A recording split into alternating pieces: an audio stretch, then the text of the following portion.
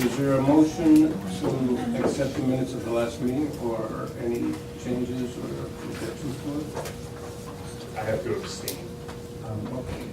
With one abstention, they're unanimously adopted. I would say.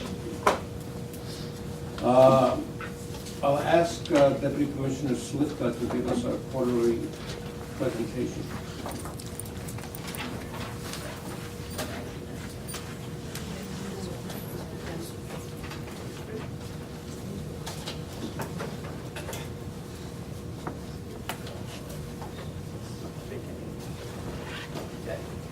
Good morning, everyone. Okay, so many of you know what this is about, but for those of you who don't, this quarterly report provides a comparison of summonses received for the first quarter of 2016 with the fourth quarter of 2015. The report also compares summonses received and decisions rendered in the first quarter of 2016 with the first quarter of 2015. And then we also looking at the hearing to decision time, the dismissal versus violation rate for the most commonly issued summons by agency, and the number of appeals in the first quarter of 2016. Okay, so let's begin. Hold on, I'm looking at that. Okay, here we go. So for the summons received in the first quarter of 2016 for DSNY, there was a 1% decrease, down to 109,971. DOB, there was a 5% decrease from 12,875 to 12,242. And DOT, there was a 33% decrease from 19,516 to 12,989.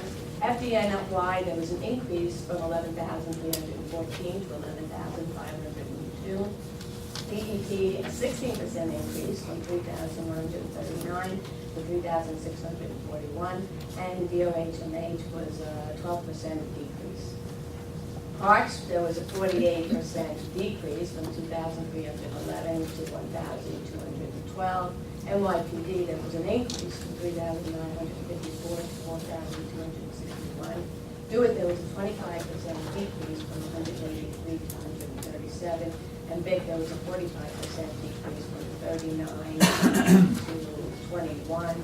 And Landmarks, there was a 17% decrease from 35 to 29. Okay. Summonses received. Okay. So comparing the first quarter of 2015 to 2016 for the summonses received, there was an 18% increase from 93,071 to 109,971. For DOT, again, there was an increase, 78% increase. For DOB, there was a 9% decrease. For fire, there was a 6% increase. For health, there was a 36% increase from 4,590 to 6,248. For NYPD, an 88% increase, big increase. DEP, there was really no significant difference. Parks, there was a 64% increase from 740 to 1,212. For DeWitt, it was a 43% decrease. For BIC, a big 425% increase, 4 to 21. And for Landmarks, a 46% decrease. And overall, there was a 19.2% increase when you're comparing first quarters. That's a little bit different from the other numbers.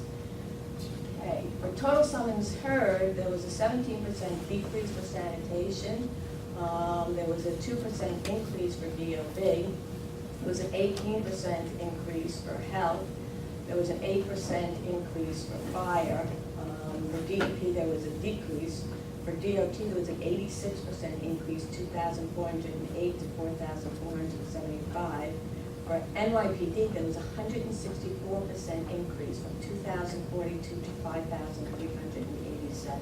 For DeWitt, interesting enough, the number of decisions heard was an increase from 400 to 730 to an 83% increase. Parks, there was a 129% increase from 171 to 391. For BIC, there was a 75% increase, 8 to 14. For Landmarks, a decrease, and overall, there was a 9.8% increase of total summonses heard, comparing the first quarter of 15 with 16. Okay, so for decisions rendered for sanitation, again, there was an increase from 13,933 to 14,672, that's a 5% increase. DOB, there was a decrease. For health, there was a 14% increase, 2,769 to 3,161. For fire, again, there was an increase of 8%, 3,808 to 4,123. For Department of Transportation, 75% increase. For DEP, there was a decrease of 2%. NYPD, again, there was an increase of 1,840 to 2,171. For parks, there was a 125% increase from 158 to 355. DeWitt, there was a 250% increase, 114 to 399. And BIC, there was an 80% increase. Landmarks, there was a 78% decrease. And overall, there was a 10.1 increase in the decisions rendered. And even with that increase in decisions and hearings, we're still getting most of our decisions done in less than 10 days, 90%. And all of them are being completed, well, close to all of them, 99% are being completed between 10 and 20 days. Okay. So decisions rendered after the hearings, comparing the dismissal and in violation rate. This one compares the first quarter of 15 with the first quarter of 2016. So in 2015, there was a 38.6 dismissal rate and a 16.6 in violation rate. In the first quarter of 2016, it's a 40.7% dismissal rate and a 58.5 in violation rate. And the way this breaks up with agencies, as you can see, DSNY has a 58% dismissal rate and a 42% in violation rate. DOB has a 77% in violation rate and a 22% dismissal rate. DOT has 57% in violation rate and 43% dismissal. FDNY, 89% in violation rate and 10% dismissal rate.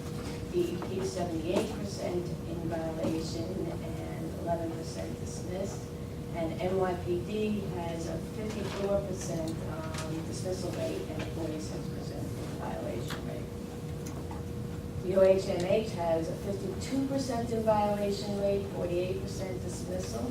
Parks has a 58% in violation rate, 42% dismissal. DeWitt has a 34% in violation rate, 66% dismissal. And BIC 78% in violation, 22% dismissal. And Landmarks, 100% in violation rate. Right? All four of them. All four of them, right. Okay, and the most commonly issued by agencies. So for DOT, it's construction materials or equipment stored on the street without a permit, or failure to comply with the terms and conditions of the permits, or opening the street without a permit. Interesting enough, for NYPD, it's failure to yield violations, which is pretty new for them, and vending in a bus stop, and then failure to display license. DOB, it's a failure to maintain your elevator, work without a permit, or failure to comply on local acts and failure to comply with an order of the commissioner. And DSNY, DSNY, it's failure to clean 18 inches to the street and a dirty sidewalk area or just a dirty area. Okay. And for DEP, it's failure to submit your annual test report for a backflow preventer, failure to install a backflow preventer, and operating without renewing an expired operating certificate. For FDNY, it's inspection and testing, and fire protection system failed to prevent unnecessary unwanted alarms, and posting the permits and record keeping. For DOHMH, it's failure to eliminate rodent infestation shown by active rodent signs, first offense, and then failure to eliminate conditions conducive to rodent revegetation, again, first offense, and failure to eliminate conditions conducive to pest, garbage, can spillage. And Landmarks, it's work without a violation or certificate of approval. Again, work without, these ones for flags, and the other one is for your architectural. And then they're all kind of the same, work without a permit for your storefront type. So. Okay, and for Do It, it's failure to provide working public pay telephone and operator services, required sign missing, impermissible as per requirement of the subsection, and failure to clean, maintain public pay telephone as per requirements of the subsection. For parks, it's failure to comply with the direction, prohibitions on signs, unleashed or uncontrolled animals in the park, and unauthorized vending. And for vape, it's idling a motor vehicle engine over 3 minutes, failure to display identification card as per the subsection, and again, failure to display identification card as per the subsection. Okay, so, and appeals, the summons is by enforcement agency, so, for the first quarter of 2016, most of the appeals are DOB appeals, 240, BSNY is 171, FDNY is 76, Health 37, DEP 25, DOT 54, NYPD 19, Parks 47, and DeWitt 8.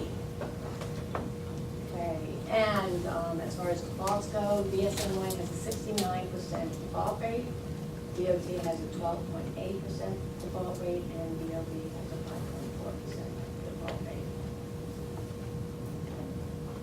And that says it all. Any questions? That's because Dan's not here today. That's why I get off easy. Okay, thank you. I think it's interesting that since DOT went to electronic summons writing, it's been knocking out summonses like gangbusters.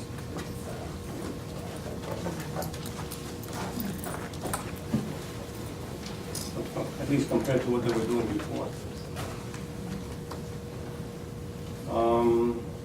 We have a proposal from Department of Building.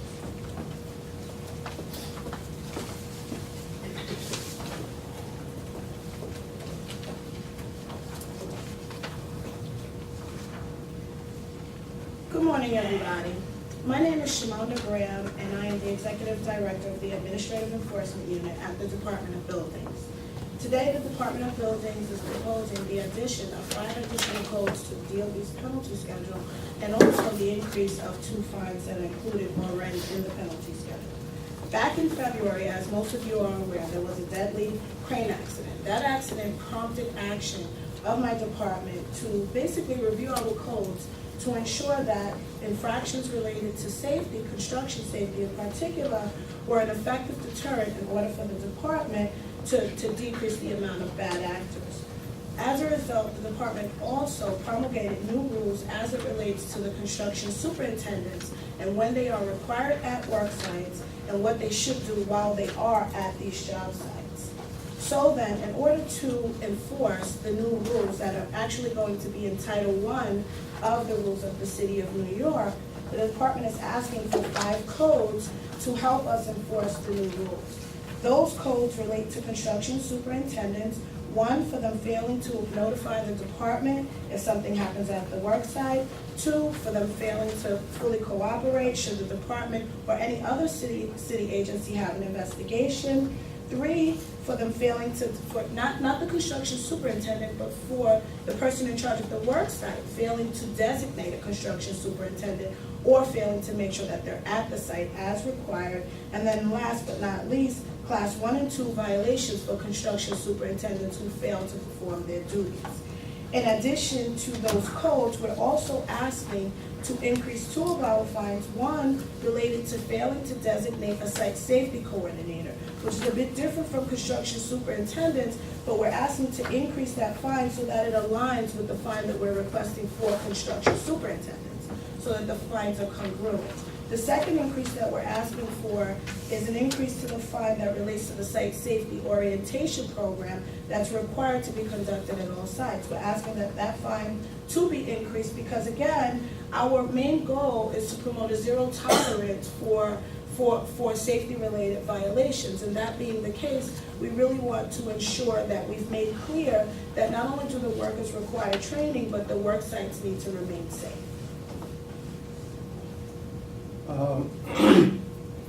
The rules that you mentioned, the new rules, when do they go into effect? I believe the effective date is on or about May 30th. They actually were published in the city record today. If you all would like a copy, I did bring a copy with me. So if you'd like a copy, you can take one and pass it to each board member. Was there a public hearing on it already? Or it's signed Yeah. by the commissioner, I see. Yes, the public hearing was already held and they went to city record today for final publication. So they'll be effective in May, next month, the end of May. You may not have the answer to this question, but on something that is considered so critical since it was precipitated by a major accident that involved people being injured and killed, why weren't the penalty schedules included with the DOB's rulemaking? Because now it's going to take at least another 3 or 4 months before anybody can do anything, simply because it's coming to a second capital process. I understand. The department has every intention of promulgating its own penalty schedule. However, at the time of the accident, the rule for the construction superintendent was already in progress. So the rule had already been written. It was in the middle of gaining approvals. And then when the accident happened, when the mayor made his announcement, he just indicated that there would be particular fines related to the construction superintendent rule. So in fact, this is the last, unless there's some emergency, this is the last time that I expect the department to be at the board requesting changes to our penalty schedule, because we have intentions on repealing and promulgating under our code.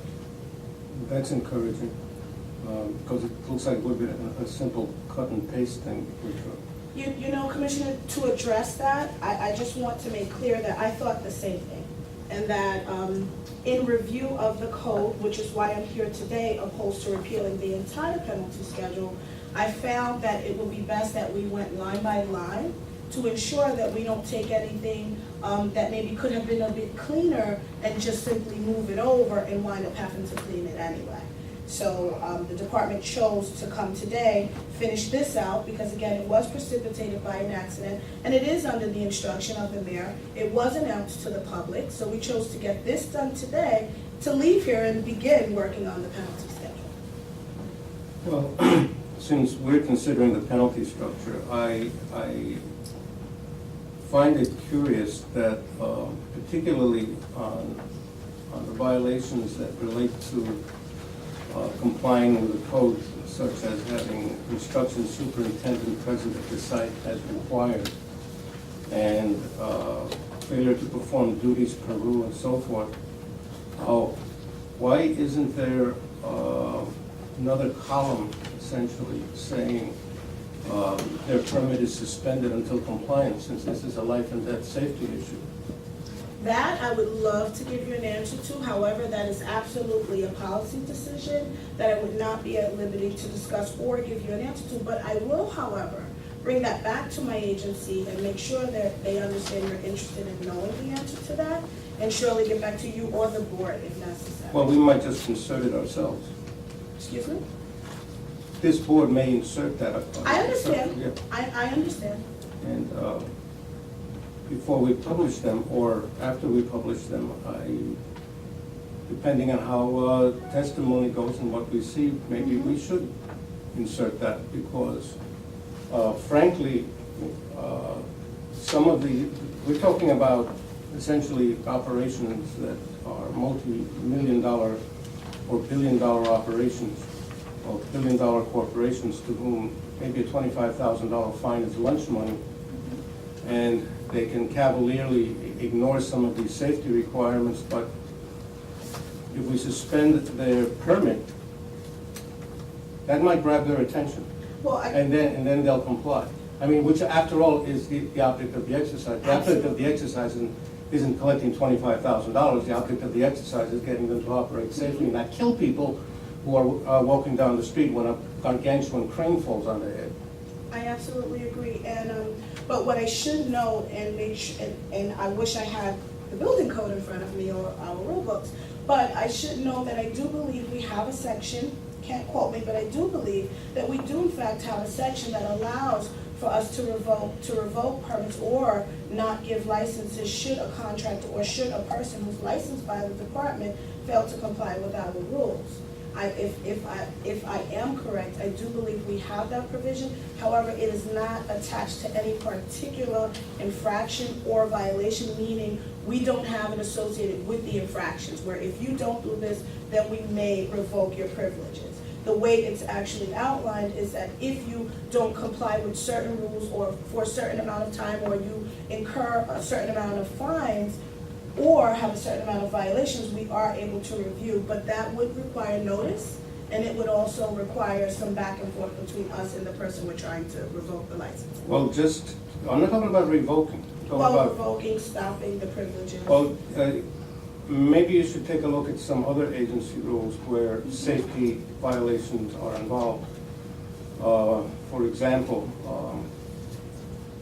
Taxi and Limousine Commission rules have, for at least since 1971, included provisions that if there's a safety violation found in a cab and a summons is issued, and the respondent is found guilty, that license is suspended until the issue is resolved, that is, until compliance. And all that it involves is you pay your fine, whatever it is, and within X number of days, you appear at the inspection site, and the inspector looks at the car, and if whatever needed to be corrected is corrected, your license is restored. If it's not, then you're on suspension until you replace the car or repair the equipment. It doesn't seem like it requires a big production. Everybody's on notice. If you are not in compliance, your license is suspended until you comply. And that's that. And that's been the case for like almost 50 years, without anybody having a problem with it. So I'd like to point out that with taxis or driving in particular, if you suspend, revoke, if you stop the person from operating because they're now no longer licensed, then he or she won't take anyone else anywhere, they won't operate, that's fine, because each action they take is specific and individual. In our case, however, a person who may have broken one rule may be active at many sites. And the last thing that we want is to stop them from working and then maybe create another infraction or another safety-related violation because they're unable to attend to the sites where they're already working. So again, that is a policy issue that I can take back to the department, and you can add if you see fit.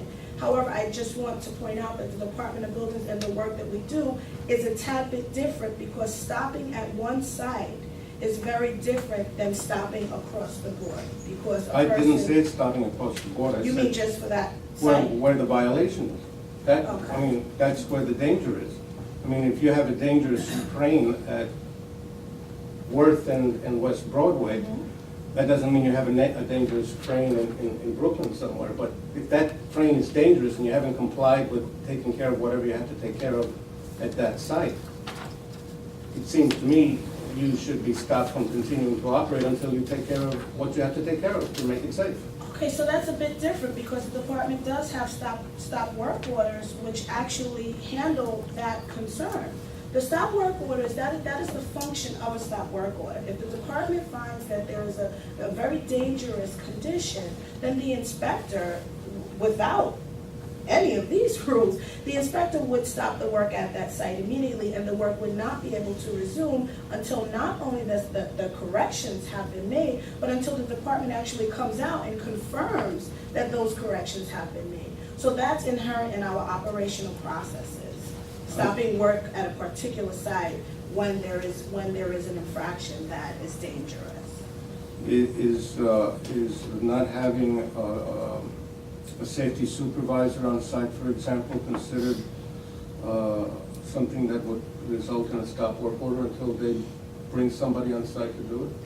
I have seen that happen. However, I don't want to answer across the board because we have a number of operational units, but I can say, and I can attest to, I have seen a stop work order placed because I want to make sure it was the site safety manager. And what actually happened was the site safety manager was not on site, if I remember correctly. They stopped the work until the site safety manager came back.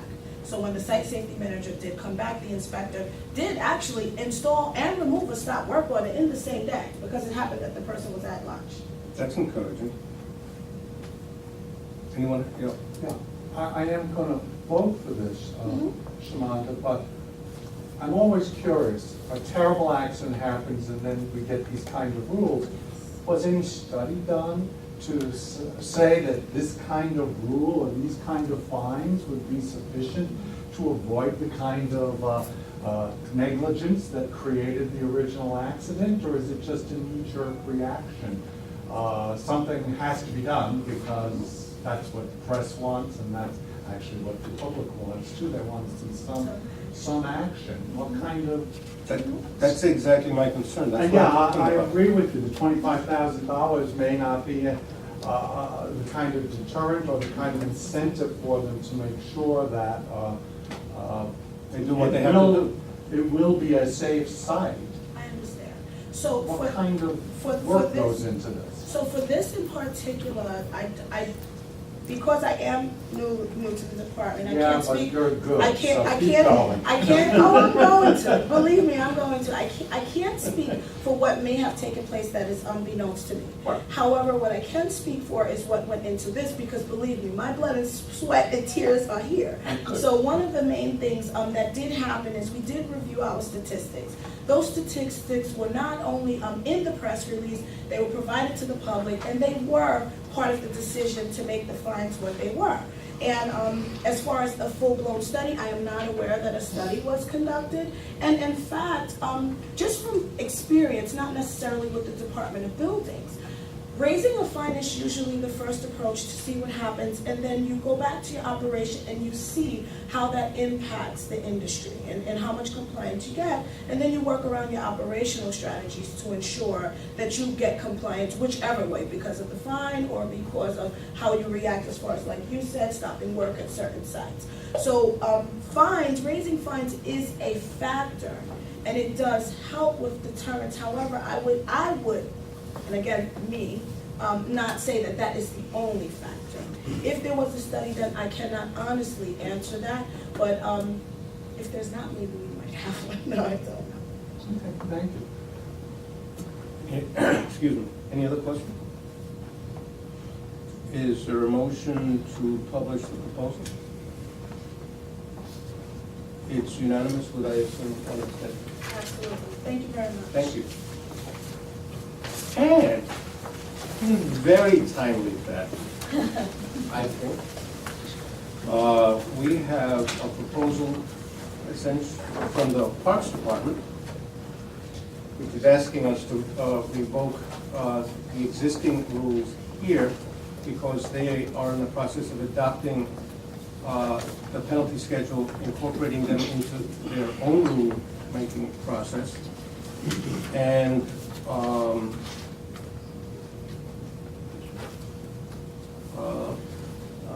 Ms. Haynes from our General Counsel's office is going to give us a communication from the Parks Department. Good morning, everybody. Assistant General Counsel Diana Haynes.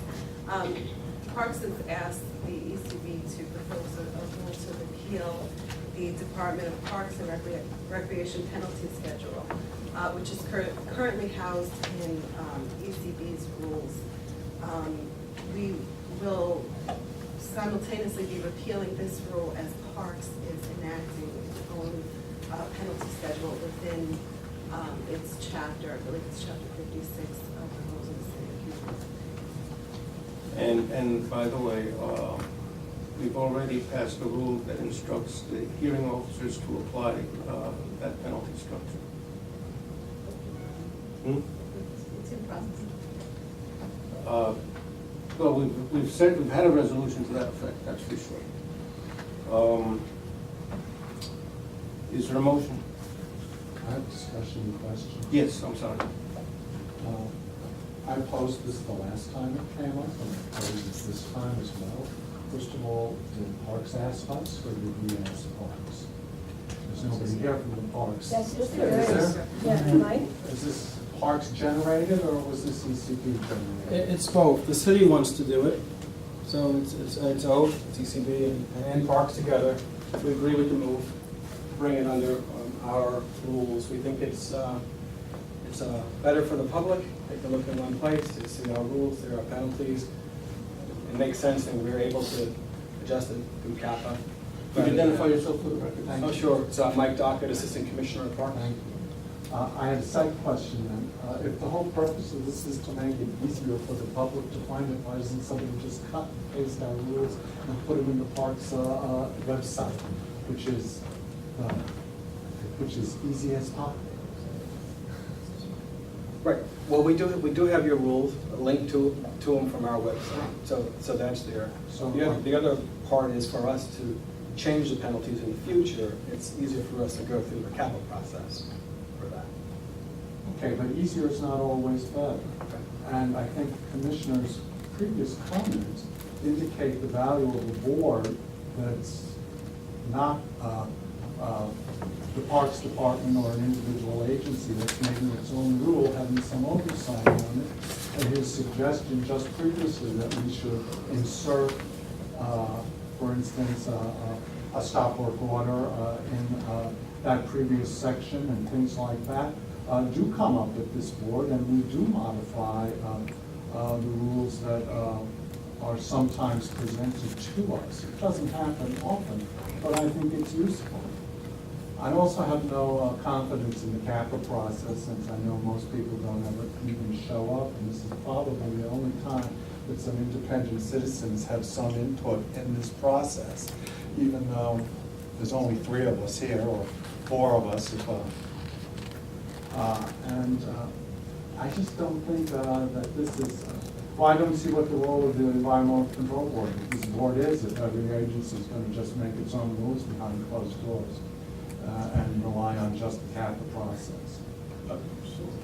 Tom Strickner, citizen member. Ernie raised his hand before I did, but he expressed my views completely accurately, so I just want to endorse them. I'll have to add a couple of things. That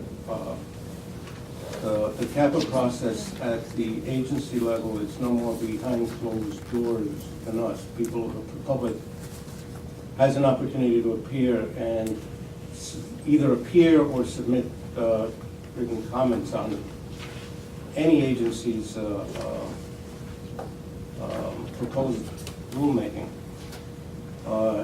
It is curious to me, anyway, that rulemakings in this context seems to have very little public interest. My prior experience in other agencies, particularly where I was chairman of the Taxi and Limousine Commission, we would fill up almost an auditorium every time there was a rulemaking. Are taxi drivers better citizens? I don't know. Or more engaged citizens? I don't know. But it is of a concern to me that the entity, the adjudicatory entity, is creating penalty structures, which raises questions in some folks that I've spoken to's mind to the objectivity of the process when the court is deciding what's a felony and what's a misdemeanor and what's a violation and what the penalty structure is in any case. But the process that we just went through a few minutes ago exemplifies one of the great failings of the current system, which is it took from February to the end of April for an agency following the CAPA process to make corrective rulemaking, which won't be in effect until probably, I understand, the end of May. And now the entire ritual has to be duplicated, which will take another 3 or 4 months, that the people of the city of New York will not be protected by these rules. It sounds like a Rube Goldberg kind of thing where people criticize the government as incapable of getting out of its own way, despite its good intentions. As to what is the function of the Environmental Control Board, the function of the Environmental Control Board when it was created in 1977 was as a super enforcement agency. It was. And if you still look at some of the language that exists in the charter, it is essentially in those terms.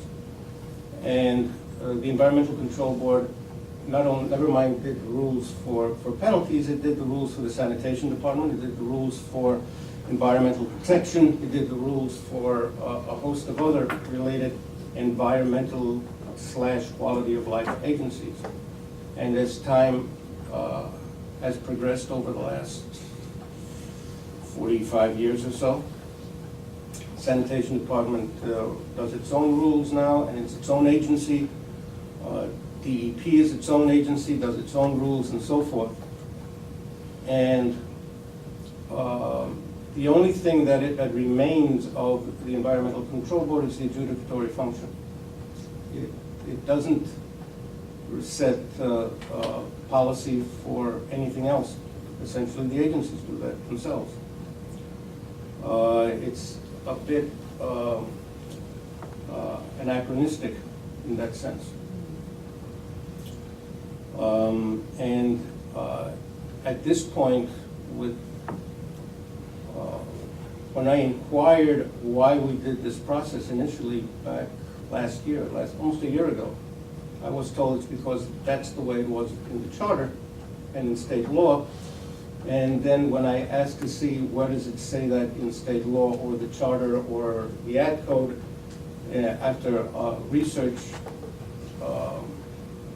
our counsel's office and then the corporation counsel basically came back and said, no, it's not anywhere in state law, it's nowhere in the charter, it's nowhere in any law.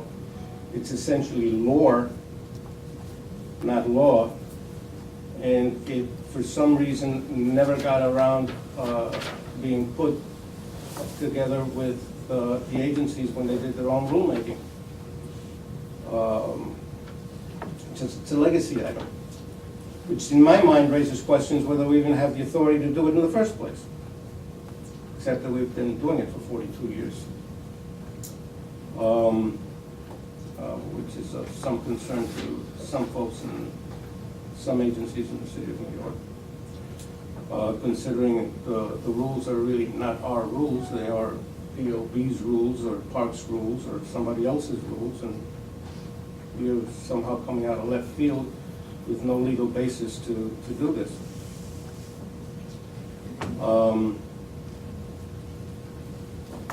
I think it is inappropriate for the adjudicatory agency to have create its own penalty schedule relating to outside agencies. I think it is incredibly cumbersome and inappropriate to extend the rulemaking process to almost a year, especially when some of these issues are important issues that have to be addressed quickly. I think it's the Parks Department's business to do its own rules, as it is DOB's business and TLC's business and every other agency's business. State legislature, when it passes rules and violations of law, it creates the penalty structure. It doesn't go to the state Supreme Court and ask the state Supreme Court to figure out what the penalties should be for whatever crime they're talking about. I recommend that we proceed with the Parks Department request, and I'm asking for a vote. So those in favor, please signify. That's 1, 2, 3, 4 in favor. Those opposed? I'm going to abstain. And 1 abstention. So it's 4 to 3. The proposal passes. Thank you. Thank you.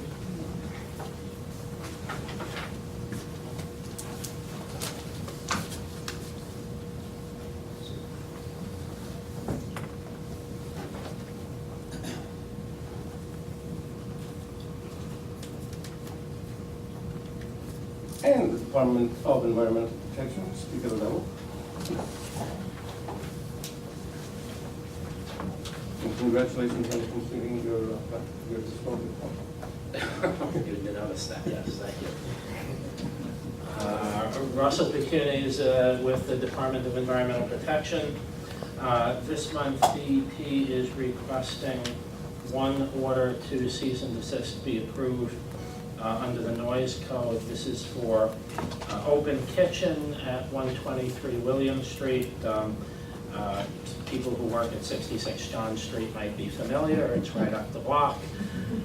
The location has been cited on 3 occasions for noise from the kitchen exhaust. The noise actually is directly impacting a daycare center on Dutch Street, which is around the corner. And they are complaining about not only noise, but also odors from this kitchen exhaust on pretty much a daily basis. We don't have the violations issued yet for the odors, although we may be bringing a cease and desist for that next month. But for now, we are asking the board to approve a cease and desist order with regard to noise from the kitchen exhaust due to the repeated violations. Into motion. It's unanimous with one abstention. Thank you. That's DEP. We also have one request under the sewer code. This is for a new Les Amis restaurant and bakery at 2187 Clarendon Road in Brooklyn. This location was first inspected by DEP in January of last year, when it was observed that the grease trap, which was rated to handle 50 pounds of grease, had 173 pounds of grease in it. Then in May, the grease trap, a different grease trap, was inspected that was rated to handle 70 pounds of grease and had 288 pounds of grease in it. In June, that same grease trap was again observed to have 288 pounds of grease in it. And a inspection in October found 224 pounds of grease in a grease trap that was rated to handle 100 pounds of grease. A series of orders and summonses were issued to this establishment requiring them to maintain their grease traps properly. In August, they were also ordered to have a BIC licensed waste hauler clean out the grease traps at least once a month. They have failed to comply with all of these orders based on the most recent inspection, which was on March 31st. And based on that, the department is asking the board to issue an order to cease and desist. What is the effect of the grease trap being overloaded? It does not, it does not work properly. In other words, it's supposed to be, at some point, it will just stop collecting grease and grease will go into the drain. A 70-pound, rated trap will just build up to the point where it's got 288 or 288 pounds in it. But at some point, it just stops doing its job and the grease just goes down the drain. Is there a motion? Unanimous with one abstention. Okay. And finally, the department is requesting for 28 locations that have failed to comply with commissioner's orders requiring them to install backflow prevention devices. And in each of these cases where summonses have been issued and adjudicated, and the respondents still have not complied, that the board issue cease and desist orders. Question for the backflow prevention devices. How are the inspectors sent out? Because I've noticed over time that it just seems a large number of these cases are in the Bronx and Upper Manhattan. Why are they? We do them sort of on a rotating basis among the boroughs. Some months they'll all be Brooklyn, some months they'll all be Bronx, some months they'll all be Manhattan. Just so that we sort of keep the number of cases that we need to put in sort of evenly distributed among the boroughs. There will be our inspectors, the original commissioner's order that starts this process is based on an inspection by a DEP inspector. That can either be an inspection depending on what the building is and what type of business may be located in the building.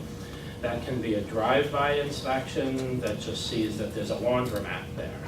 Or it can involve the inspector having to go into the building and inspect the plumbing. Those inspections tend to be done in certain regions. And so they'll concentrate on one area, one borough, and a different area of a different borough. And so that's why there may be a month where all of these things come from the Bronx and they're all sort of in a particular area of the Bronx, because there was a time when we sent our inspectors to that area of the Bronx and did a lot of inspections in that area and generated a lot of orders.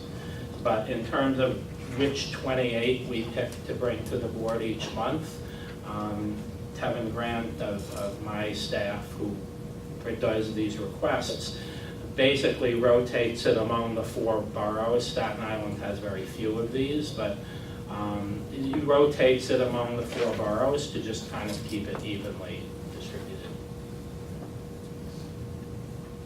Any other questions? Motion. Same score. Yeah. Good. Thank you. Thank you. I'll ask Kelly Corso to give us our preceding reports. Good morning, Kelly Corso, Assistant Director for Adjudication. We have 71 precinct reports today. 60 of those cases are cases where the respondent didn't actually appear for a pre-sealing hearing, but DEP is recommending and the hearing officers are agreeing that the proceedings should be discontinued. And this discontinuance recommendation is based on DEP's review of records showing that either the respondent has come into compliance or that they no longer own the cited premises. In one case, it's based on an inspection of the premises showing that compliance is no longer required. So those are 60 of the 71 pursuing reports. The 11 remaining cases are cases where the respondents did appear for the pre-sealing hearing. 8 of those cases were backflow violations and 3 were air code violations. In all of the 11 of those cases, the hearing officers recommended that there be no sealing or other actions based on the evidence of compliance that the respondents presented. Is there a motion to adopt? It's unanimous with 1 abstention. Thank you.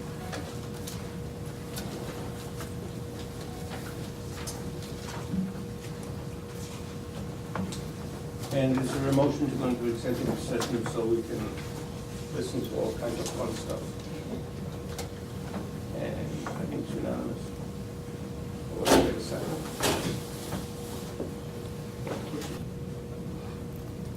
Hold up.